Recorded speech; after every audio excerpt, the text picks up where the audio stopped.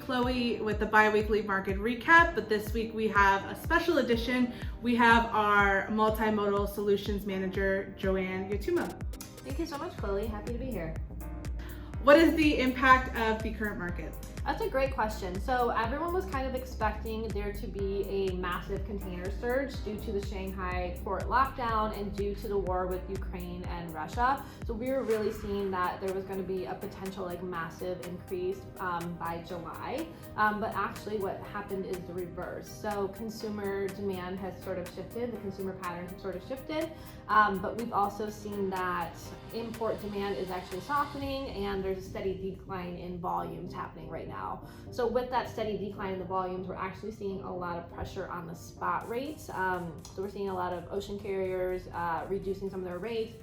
We're also seeing a lot of pressure that the trucking companies are going to face as well. So as the volumes drop and gas prices continue to rise, we're going to see a lot of that pressure hit the trucking industry.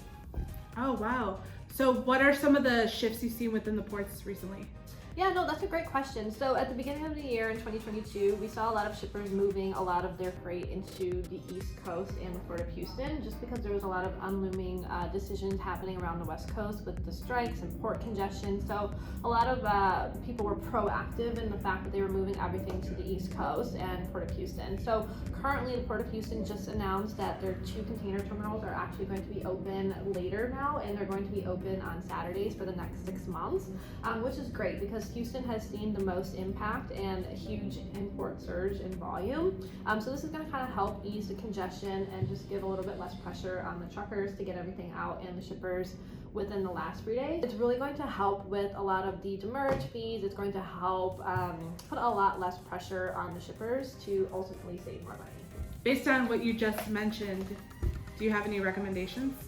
Yeah, so as the disruptions really hit the supply chain, we've seen a lot of chaos happen in the past couple of years.